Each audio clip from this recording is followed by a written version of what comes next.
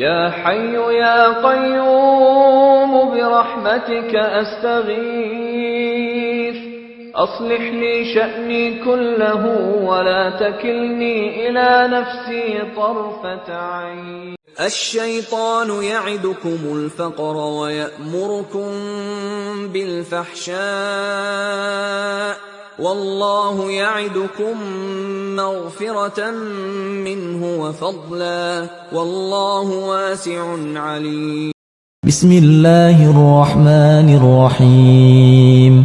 هل أتاك حديث الغاشية وجوه يومئذ خاشعة عاملة ناصبة تصلى نارا حامية تسقى من عين آنية ليس لهم طعام إلا من ضريع لا يسمن ولا يغني من جوع وجوه يومئذ ناعمة لسعيها راضية في جنة عالية لا تسمع فيها لاغية فيها عين جارية فيها سرر مرفوعة وأكواب موضوعة ونمارق مصفوفة وزرابي مبثوثة أفلا ينظرون إلى الإبل كيف خلقت وإلى السماء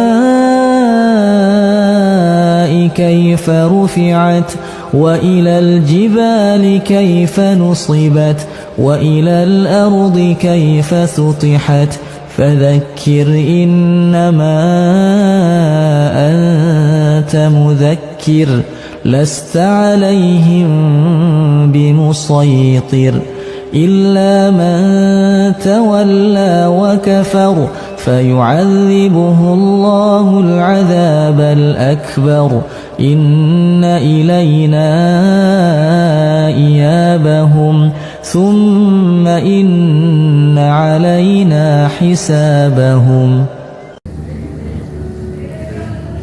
بسم الله الرحمن الرحيم. السلام عليكم ورحمة الله وبركاته. الحمد لله رب العالمين الرحمن الرحيم مالك يوم الدين إله الأولين والآخرين والصلاة والسلام على نبيه الأمين نبينا محمد وعلى آله وأصحابه أجمعين أما بعد. Alhamdulillah, ma'asyiral muslimin jamaah Masjid Babu Salam yang dimuliakan Allah Subhanahu wa taala. Senantiasa kita bersyukur kepada Allah Subhanahu wa taala yang mana Allah juga senantiasa mencurahkan segala karunia kepada kita dengan nikmat yang sangat banyak. Dengan nikmat-nikmat itu di kesempatan kali ini kita bisa hadir di tempat ini, tempat yang mulia, dalam aktivitas yang mulia, yaitu aktivitas kita belajar agama, yang mana Allah Subhanahu wa taala sendiri memuliakan majelis seperti ini. Siapa yang hadir di sana itu Allah Subhanahu wa taala akan berikan ampunan. Bahkan orang-orang yang mau belajar di majelis ilmu seperti ini, maka mereka ini terhindar dari sifat terlaknat atau tercela. Sebagaimana apa yang disampaikan oleh baginda kita Nabi Muhammad SAW, bahwasanya bersabda, "Ad-dunya mal'un dan ma fiha." Jadi dunia ini memang terlaknat pula apa yang ada di dalamnya, illa dzikrullah wa wala, kecuali zikir kepada Allah dan apa yang bisa membantu kita untuk zikir kepada Allah, aw alimun wa muta'allim, atau orang yang alim atau orang yang mau belajar. Maka mereka ini orang yang tidak terlaknat dari kehidupan dunia ini. Maka tentunya para jamaah sekalian yang dimuliakan Allah Ta'ala, kita memohon kepada Allah Subhanahu wa taala dengan hadirnya kita dalam majelis ilmu seperti ini yang menjadikan kita semakin mendekatkan diri kepada Allah Subhanahu wa taala, semakin berhindar dari segala macam keburukan, dan kita bisa masuk ke dalam surga yang amin. Baiklah para jamaah, insyaallah kita malam hari ini melanjutkan pelajaran kita dari tafsir Juz Amma Dan insya Allah sekarang kita masuk kepada surat yang baru, yakni surat Al-Ghasyiyah. Baik, pertemuan yang lalu sudah kita selesaikan dari surat Al-A'la, dan sekarang kita masuk surat Al-Ghasyiyah. Nah, kita awali dulu dengan membaca firman Allah Subhanahu wa taala dalam surat Al-Ghasyiyah. A'udzu billahi minasy syaithanir rajim. Bismillahirrahmanirrahim. Hal ataka haditsul ghasyiyah wujuhun yawma idzin khashi'ah 'amilatun nasibah tasla naran hamiyah tusqa min 'aynin aniyah laisa lahum ta'amun illa min dhari' la yusmin wa la yughni min ju'. Baik, kita coba sampai situ dulu, 7 ayat dulu pertama. Baik, Allah berfirman dalam surat Al-Ghasyiyah, hal ataka hadithun ghasyiyah. Apakah telah datang kepadamu, yaitu berita tentang Al-Ghasyiyah. Apa itu Al-Ghasyiyah? Ya. Pertanyaan di sini, apakah telah datang kepadamu? Maka ini mengandung dua makna. Bisa bermakna bahwasanya ini yang ditanya adalah Nabi Muhammad SAW. Dan demikian juga bisa bermakna bahwasanya ini bisa ditanyakan kepada umat beliau, yaitu kita selaku umat Islam. Sehingga ketika kita mau menyampaikan kepada seseorang atau orang lain, kita ingatkan tentang peristiwa ini, kita tanyakan kepada mereka, sudahkah datang kepada Anda berita tentang Al-Ghasyiyah atau tentang hari kiamat? Jadi Al-Ghasyiyah itu salah satu nama dari nama hari kiamat. Kenapa kita perlu bertanya dulu? Ya tentunya pertanyaan ini mengandung supaya orang kita itu paham dengan apa yang mau disampaikan. Ditanya,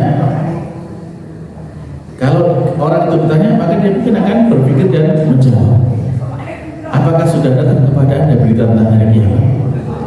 Ya, kalau orang yang kita tanya dia mengatakan, oh iya sudah datang. Bisa kita tanya lagi, seperti apa itu yang Anda ketahui tentang hari kiamat? Baik. Maka di sini Allah Subhanahu wa taala ketika menanyakan tentang Al-Ghasyiyah, yang diantara maknanya bahwasanya Al-Ghasyiyah itu ini adalah sebuah sesuatu yang sangat besar, yang sangat agung, yang meliputi semua manusia. Karena memang pada hari kiamat, ya, peristiwa ini akan dialami oleh semua manusia.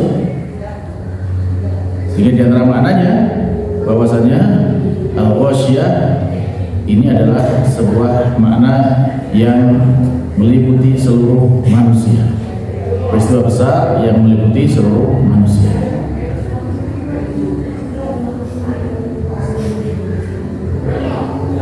Diriwayatkan bahwasanya Nabi Muhammad SAW itu ketika itu beliau sedang melewati seorang wanita. Lalu wanita ini membaca firman Allah Subhanahu wa taala.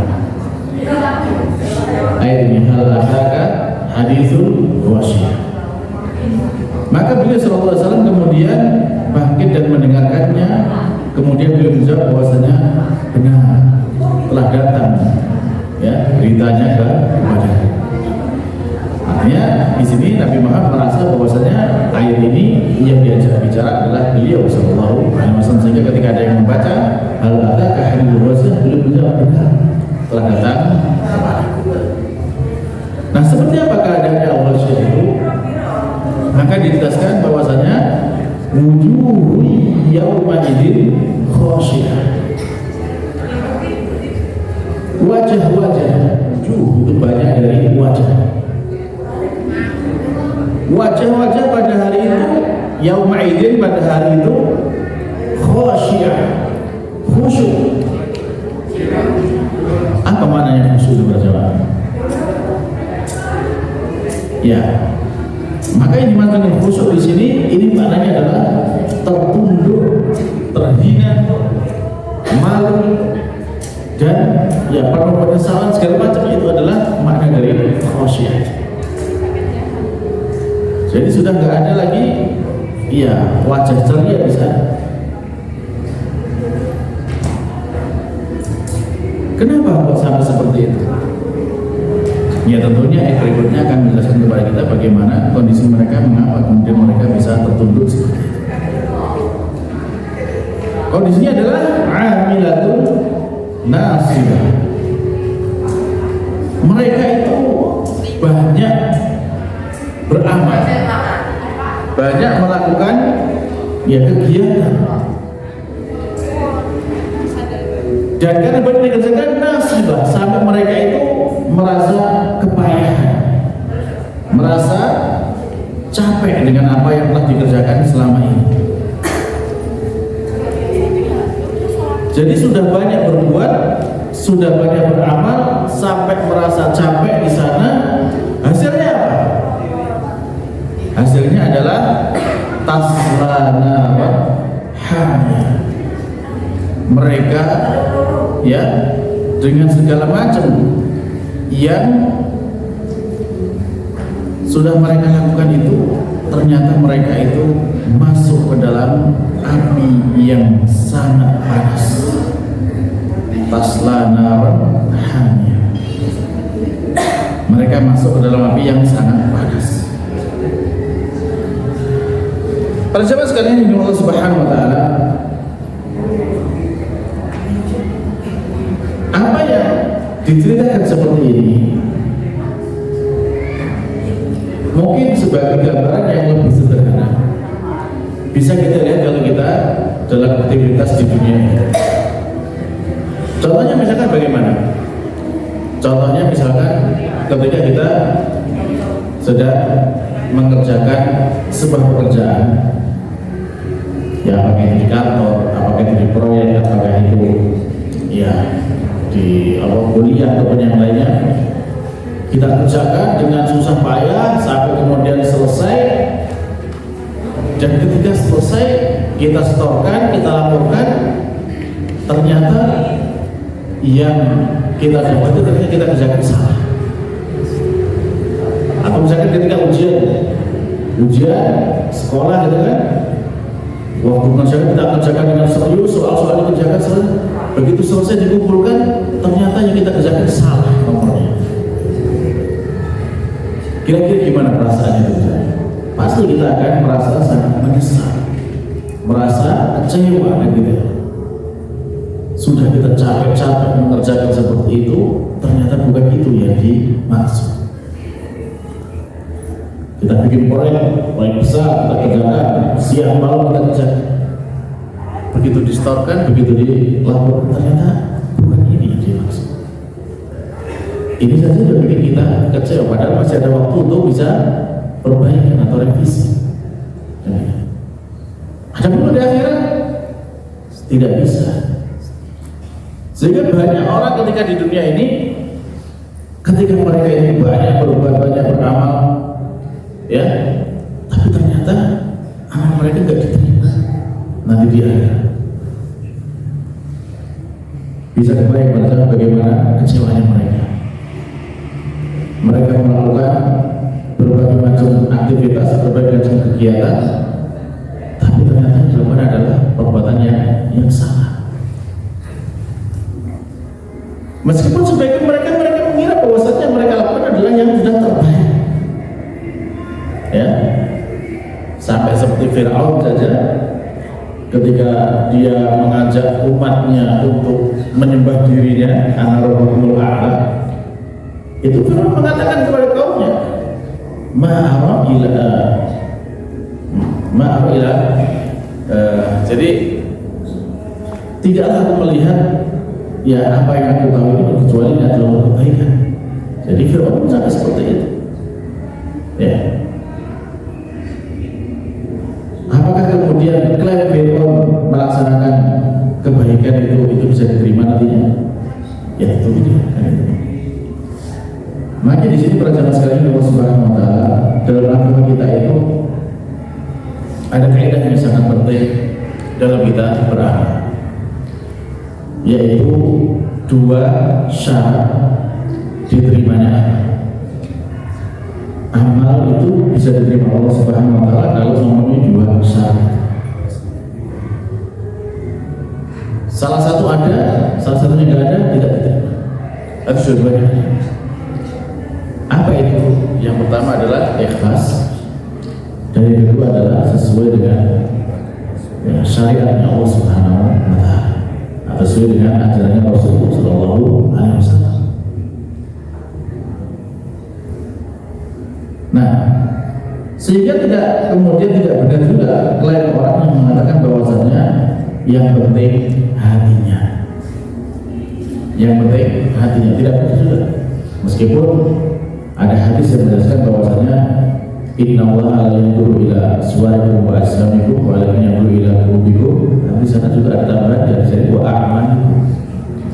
Jadi Allah Subhanahu tidak melihat kepada fisik kalian, tidak melihat kepada penampilan kalian, tapi melihat kepada hati kalian dan juga amal kalian. Ya. Sehingga hati itu maknanya harus ikhlas, amal itu harus sesuai dengan ajaran Rasulullah Shallallahu Alaihi Wasallam.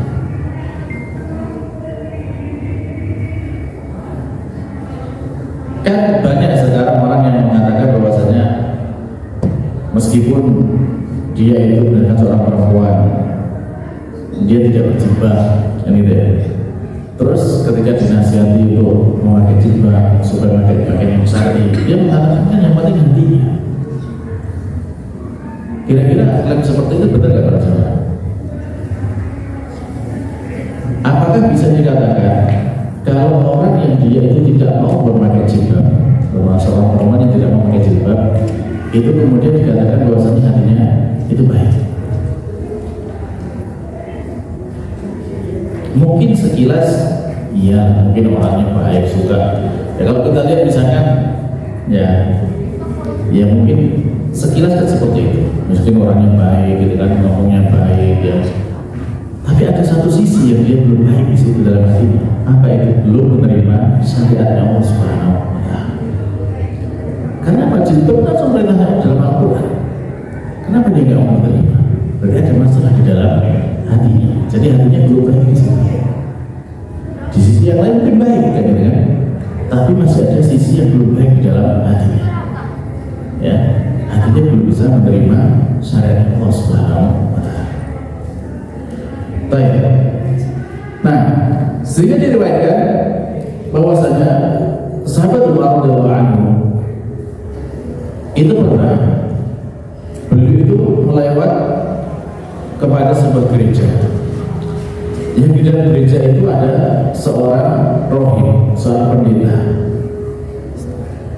Lalu sahabat Umar memanggil pendetanya, "Wahai rohib." Maka sang ibu datang memenuhi panggilan sahabat Umar. Ketika sahabat Umar melihat kepada rohib tadi, maka sahabat Umar kemudian menangis. Sehingga orang-orang yang bisa mungkin merasa heran. Banyak bermukmin, mengapa Anda menangis? Ya. Apa kemudian jawaban dari sahabat Umar radhiyallahu anhu? Beliau mengatakan bahwasanya aku teringat dengan firman Allah Subhanahu wa taala, ya, amilatun nasibah tasla hamiyah. Jadi orang pendeta itu kan mereka mengisi hari-harinya itu siang malamnya di gereja beribadah, baktian segala macam, kan capek mereka gitu.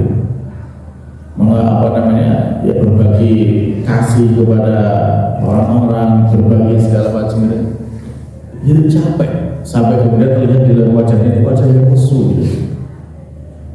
Sehingga kemudian mendapat seperti itu menangis karena berikan bahwasanya mereka ini selama di dunia ini bekerja keras, ya beramal dengan amal yang banyak, tapi kemudian nanti di hari kiamat ada tasla nar hamiyah, masuk ke dalam neraka yang sangat panas. Nah ini kalau mereka beramal beribadah kepada Allah Subhanahu wa Ta'ala, cuma caranya yang salah.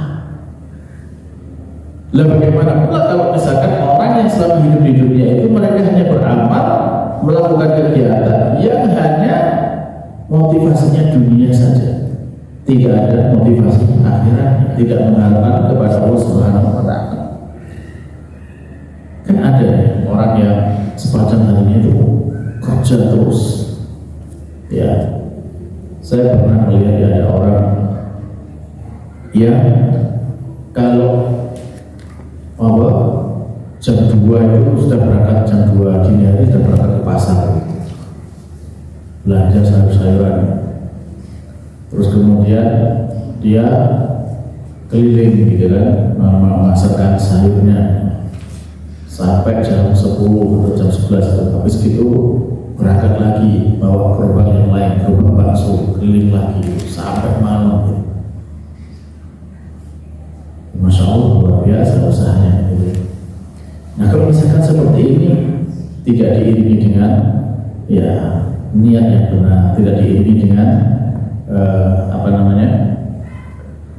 keyakinan kepada Allah Subhanahu wa Ta'ala, tidak sholat atau tidak menjalankan kewajiban-kewajiban yang lain, maka tentu sangat disayangkan. Mereka sangat kepayahan di dunia, ya. Tapi kemudian mereka nanti tidak ada masuk neraka. Bahkan kita lihat orang-orang kafir ya, misalkan seperti orang di Jepang dan seperti itu. Mereka kena workaholic, kecanduan kerja. Siang malam dibilang kerja. Kalau mereka nggak beriman, nanti dia akan iya di neraka.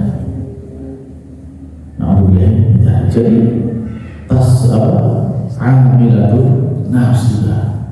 Mereka itu banyak beramal dengan amal yang sangat keras, bahkan sampai kepayahan seperti itu, tapi nanti hasilnya adalah tasla nar hamiyah.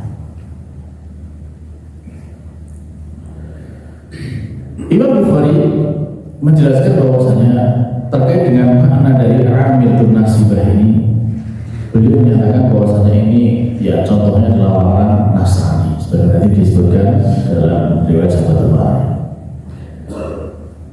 Kemudian ulama yang lain seperti Ikrimah dan As-Sa'di, mereka mengatakan bahwasanya amilun nasibah ini mereka adalah orang-orang yang selama di dunia ini bekerja keras, melakukan berbagai macam perbuatan-perbuatan maksiat, dan mereka payah di dalam neraka karena mendapatkan azab dan siksaan dari Allah Subhanahu wa Ta'ala yang membinasakan.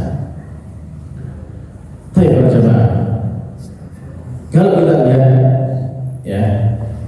kita lihat orang yang berbuat maksiat dengan orang yang berbuat ketaatan, kira-kira secara tenaga itu payah mana?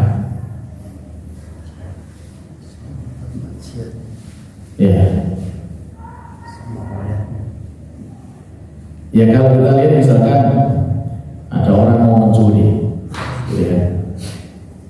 dia itu apakah langsung serta-merta gitu? Biasanya sih enggak gitu. Cari dulu yang dipikirkan apa yang mau dicuri gitu kan. Kemudian setelah dapat target, kemudian dicari kapan situasinya yang aman gitu ya. Ketika kemudian berhasil mendapatkan itu, maka mereka pun juga banyak mencuri yang berangkatnya dini hari, mencari orang yang tidur gitu kan, lompat pagar segala macam, kan susah gitu. Ya. Jadi mereka berbuat dengan sesuatu yang payah seperti itu, hasilnya ada di neraka. Nah, bahkan para jamaah orang-orang musyrik, orang-orang yang berbuat syirik itu, mereka juga banyak banget kepayahan. Ibadah mereka itu berat. Ibadah orang musyrik itu berat. Dahulu, kayak misalkan di Mesir, jauh di Mesir itu, ketika sungai Nil itu kering seperti itu, mereka itu harus mengorbankan seorang gadis yang paling cantik untuk dijadikan tumbal di sungai Nil. Itu tradisinya mereka. Sehingga setelah umat Islam ya membebaskan Mesir, lalu terjadi demikian, maka kemudian sang gubernur lapor kepada Khalifah Umar bin Khattab. Maka kemudian Umar bin Khattab menulis surat kepada Sungai Nil, ya, intinya mengatakan kepada Sungai Nil, kalau kamu memang bisa mengalir karena mau sendiri, mengalir terserah, kalau mau mengalir, tapi kalau mengalir karena Allah Subhanahu wa Ta'ala, maka sekarang mengalir, tidak perlu menunggu ya adanya gadis yang ditumbalkan seperti itu. Terus juga ketika misalkan orang-orang musyrik seperti ini, ya kalau kemudian kita lihat mereka untuk misalkan mendapatkan ketenangan, mendapatkan kebahagiaan versi mereka, mereka itu juga banyak ibadah yang berat. Puasanya mereka kadang itu sampai berhari-hari. Ada yang puasa muti, ada kan gitu kan. Ada yang semedi tidak bergerak selama seminggu gitu kan. Ya, sampai 2 minggu. Itu kan capek gitu kan. Ya, kalau kita kan Masya Allah ya, meskipun kita dalam menjalankan ketaatan kepada Allah Subhanahu wa Ta'ala, insya Allah jauh lebih ringan daripada ibadah orang-orang yang di luar syariat itu. Kita sholat 5 waktu, paling sholatnya 5 menit, paling lama 10 menit gitu ya. Itu pun gerakannya variasi, ada berdiri, ada ruku, ada sujud gitu. Itu menjadikan ya anggota badan kita itu ya ideal, proporsional yang diperlukan gitu. Nah sementara kalau orang-orang yang semedi yang seperti itu, duduk aja sampai berjam-jam gitu. Nah ini kan tidak ngomong, hanya fokus gitu. Nah ini kan juga berat gitu. Jadi inilah bahwasanya mereka amilatun nasibah. Jadi pas ya sebagaimana yang sering saya sampaikan ya, yang saya temui langsung saat saya ini melakukan observasi di Alas Purwo gitu. Hanya untuk pengen sembuh saja itu mereka sampai bertapa di gua di tengah hutan gitu kan. Yang untuk sampai ke sana itu Masya Allah susahnya gitu kan, harus lewat tebing yang sangat terjal, macetnya susah. Bertapanya itu 9 hari 9 malam tanpa makan, tanpa minum, tanpa tidur. Ini kan berat sekali. Ya, inilah yang Allah katakan amilatun nasibah. Yang saya lucu juga yang saya temui yaitu mereka jam 2 malam dengan kondisi angin badai yang begitu kencang, dinginnya luar biasa. Mereka bilang pokoknya nanti setelah turun dari gua harus mandi di sungai. Ya, kenapa Pak Sunadi? Ya enggak, perintahnya seperti itu, kata mereka gitu kan, bilangnya itu dari Roh Kudus gitu. Begitu turun, saya tungguin diturun, loh kok nggak mandi? Nggak kuat gitu. Terus gimana? Katanya perintah, nanti cari lagi yang lain. Ya, ternyata bisa ditawar. Ya itulah bahwasanya mereka para jemaah itu amilatun nasibah, tasla naran hamiyah. Lalu Allah Subhanahu wa Ta'ala mendengar firman-Nya, amilatun nasibah tasla naran hamiyah tusqa min 'ainin aniyah. Mereka diberi minum dari mata air Aniyah, mata air yang sangat panas. Ya. Dan para ulama menjelaskan bahwasanya panasnya air ini ya sampai pada puncak panasnya, lebih panas yang ada di dunia ini. Kalau kita lihat di dalam hadis Nabi Muhammad SAW, panasnya dunia yang paling panas, kira-kira di mana panasnya yang paling panas itu? Kalau api masih banyak yang lebih panas, masih banyak. Kalau ya mungkin gunung atau magma lebih panas, bahkan mungkin matahari lebih panas lagi gitu ya. Nah, itu sepanas-panasnya yang di dunia itu masih 1/70 dari panasnya neraka. Jadi di saat dunia kita merasakan panas yang paling panas, itu panas itu masih 1/70 dari panasnya neraka. Bisa dibayangkan betapa panasnya api neraka tersebut. Jadi pada puncak panasnya itu memang sangat luar biasa dan sangat-sangat menyakitkan bagi mereka yang masuk ke dalam neraka. Nah, sehingga mereka diberikan tusko, diberi air minum. Ternyata orang masuk neraka dapat minum juga. Karena orang kepanasan kan bawahnya harus merasa baik. Ya, bawahnya kan harus. Sehingga mereka minta minum. Oke, diberi minum. Apa minumannya? Min ainin, dari mata air Aniyah yang sangat panas. Ya. Dan air yang sangat panas ini kira-kira kalau diminum gimana para jemaah? Menyegarkan atau tambah menyiksa? Pernah minum minuman yang panas? Gimana rasanya lidahnya? Ya kayak kebas gitu kan. Ketika minuman masih panas langsung kita minum gitu, wih rasanya kan kayak ya melonjak di lidah kita. Kita malah gak merasa enak, merasa kesakitan misalnya. Nah inilah minuman yang mereka ahli neraka.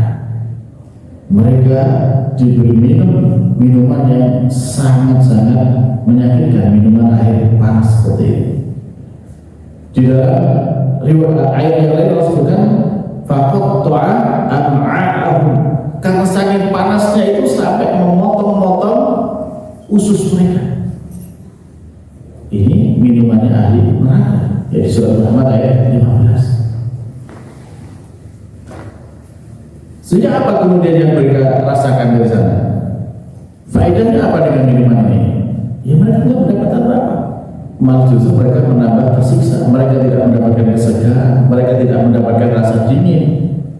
Ya, tapi malah mereka tambah tersiksa. Jadi mereka diberi air minum dengan air minum yang sangat panas. Tusqa min ainin aniyah. Baik berjemaah, mungkin ada yang bertanya, loh, di neraka itu kan panas. Tadi kan disebutkan tasla naror hamil. Mereka kan panas.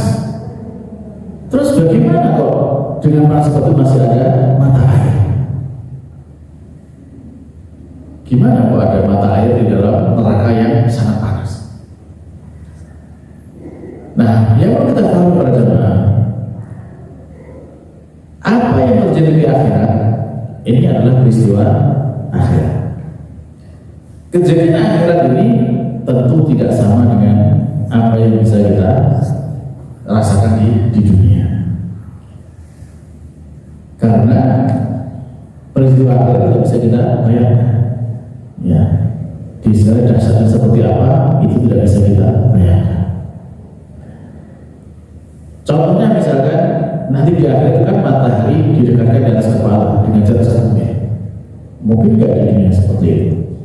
Nggak mungkin, itu sudah hancur gitu. Atau ketika orang ya di dunia dibakar di api, itu kan harus hancur kan, itu jadi itu gitu. Tapi apakah kemudian orang yang masuk neraka dengan panas yang 70 kali lipat itu ketika masuk neraka mereka juga akan hancur? Tidak. Ketika ketika mereka sudah kosong itu Allah ganti lagi dengan bulan yang baru supaya tetap merasakan panasnya. Ini menunjukkan bahwasanya perkara di hari kiamat itu tidak sama dengan perkara di dunia. Itu yang pertama.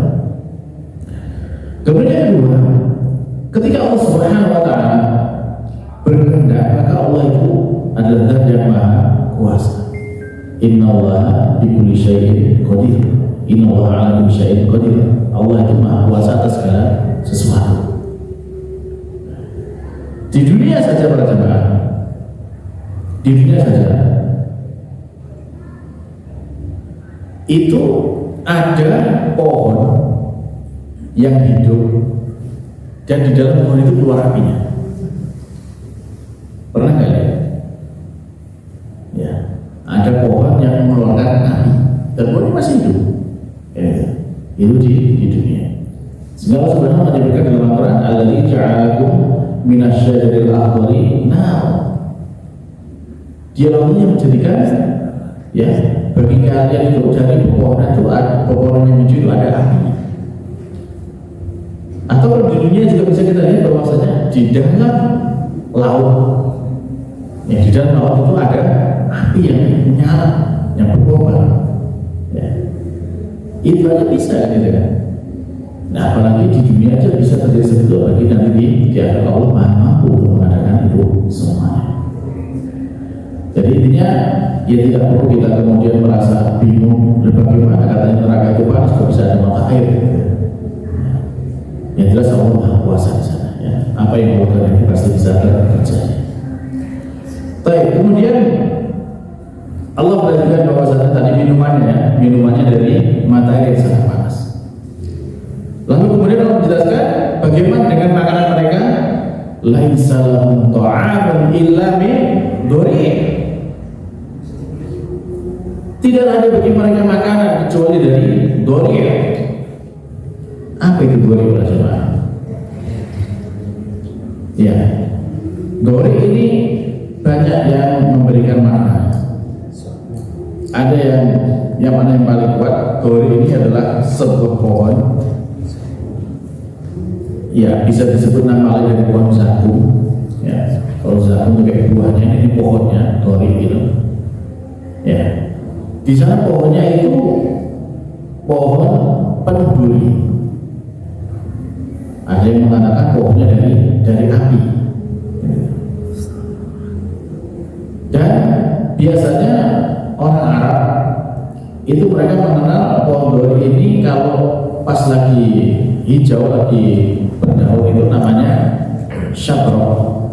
Lalu saat kering ya tinggal duri-durinya saja itu namanya dhari'. Ya. Jadi inilah yang menjadi makanan mereka, makanan ahli neraka. Dan ini disebutkan oleh para ulama bahwasanya termasuk misalkan Imam Qatadah mengatakan bahwa ini adalah termasuk makanan yang paling buruk, makanan yang paling kotor dan makanan yang paling menjijikkan.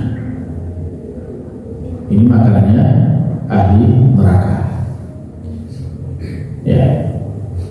Jadi mereka diberi makan dari pohon dhari' tersebut.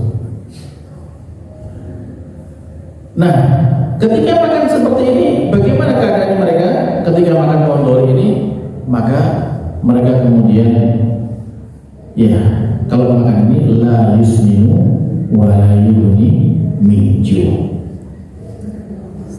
Kira-kira para jemaah makan pohon dhari' seperti itu masih bergizi ya? Ya, maka itu mengatakan la yusmin, tidak bisa menggemukkan.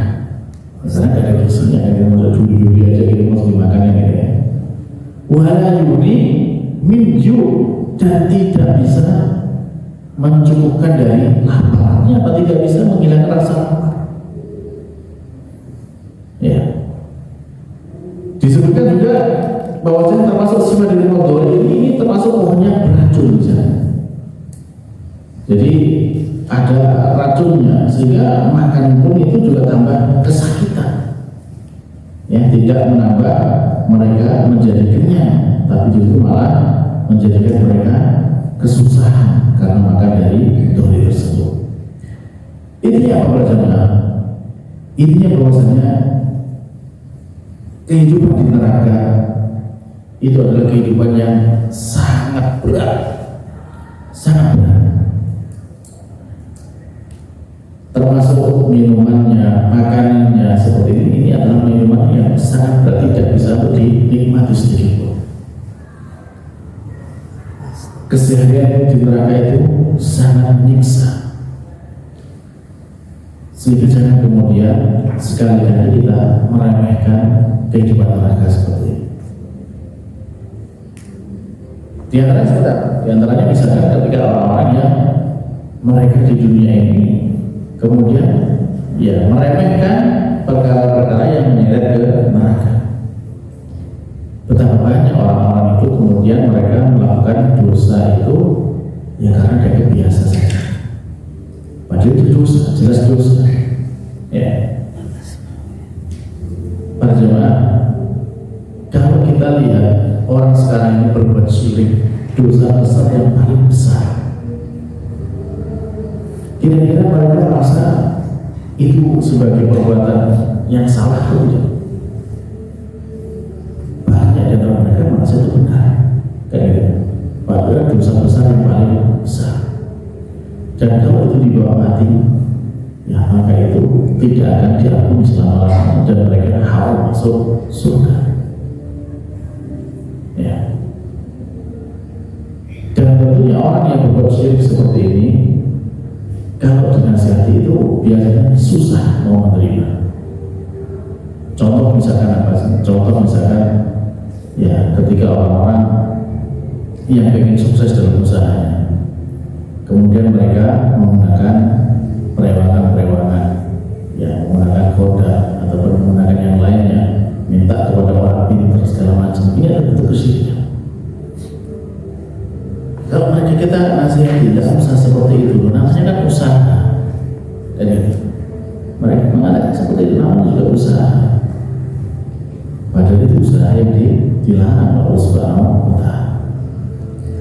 Atau misalkan juga ada orang yang mereka ya menggunakan amal kesyirikan, bermuamalah dengan ya jin dan yang lainnya untuk menjaga keselamatannya, menjaga dirinya dari mara bahaya. Misalkan menggunakan apa kekebalan, menggunakan jimat-jimat, menggunakan pusaka, senjata pusaka dan segala macamnya. Kalau kita inginkan seperti itu, mereka malah gak terima. Bahwasanya mereka lakukan itu untuk keselamatannya, untuk kebaikan mereka sendiri. Padahal itu adalah sesuatu yang dilarang. Ya. Dan alhamdulillah ya ketika misalkan seperti orang zaman sekarang, banyak mereka yang mengatakan bahwasanya udah apa-apa, saya masuk neraka saja. Mau nanti di neraka itu temannya banyak artisnya, bisa ketemu kubur dengan para artis. Nah, alhamdulillah ini hindari. Kalau di dunia nggak bisa ketemu artis, nanti ketemu di neraka saja. Saya ingatnya ngomong kayak gini. Ya, padahal kalau kita lihat bagaimana tadi, kira-kira masih sempat nggak dia mau berpikir seperti itu? Di dunia setiap jamaah, di saat misalkan ya, di saat orang itu di rumah, kemudian di dalam rumah itu terjadi kebakaran kecil aja lah, gitu. Nanti satu sudut rumahnya dibakar saja gitu kan. Ya, apakah mungkin ini aja lah, tabung melekat misalkan seperti itu, dapurnya aja yang nyala, yang lainnya nggak kebakar gitu kan. Lalu misalkan di situ, ya ada wanita cantik misalkan artis lah gitu ya, kira-kira masih tertarik ya dengan atau lalu menyelamatkan diri keluar dari rumah? Kira-kira, ya dia akan lari kan gitu kan. Itu baru di dunia, apalagi di neraka yang panasnya jauh lebih panas daripada ya api di dunia ini. Makanya jangan kemudian menggampang-gampangkan dalam urusan ya terkait dengan hukuman di neraka tersebut. Ini bersama dari apa yang sudah kita pelajari ini di awal surat Al-Ghasyiyah ini, ya mari kita sekarang pintar-pintar untuk memilih amal apa perbuatan apa yang harus kita lakukan. Jangan sampai kemudian kita sudah terlalu capek, kita sudah berusaha keras, berusaha dengan payah, ternyata amal itu justru malah membawa kita ke neraka. Alhamdulillah. Jadinya dalam setiap kita mau berbuat, kita lihat dulu kira-kira amal yang kita lakukan ini nanti membawa kita ke surga ataukah membawa ke neraka. Kalau bisa mengantarkan kita ke surga, kita lakukan. Kalau ternyata bila menyeret kita ke neraka, maka jangan kemudian kita coba-coba atau jangan mendekatinya. Karena biasanya coba-coba itu akhirnya kemudian terjerumus, akhirnya kemudian ketagihan dan tidak bisa keluar dari sana. Baiklah para jemaah, ya mungkin sekian dulu apa yang bisa kita sampaikan pada pertemuan kali ini terkait dengan surat Al-Ghasyiyah. Kita masih di awal dari surat Al-Ghasyiyah. Baik, sebelum diakhiri, mungkin barangkali ada yang mau disampaikan atau ditanyakan.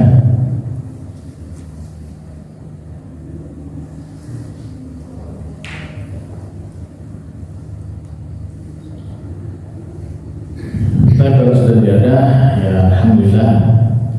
Berarti kita cukupkan dulu untuk membantu malam hari ini. Semoga apa yang sudah kita pelajari ya semakin menambah keimanan dalam diri kita, semakin menjadikan kita orang-orang yang dimudahkan oleh Allah Subhanahu wa Ta'ala untuk bisa mengerjakan ketaatan kepadanya dan meninggalkan dari segala macam perbuatan yang bisa menjerumuskan kita ke nerakanya.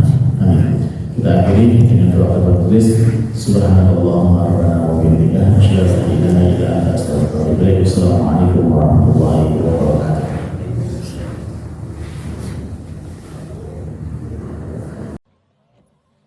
لئن شكرتم لأزيدنكم ولئن كفرتم إن عذابي لشديد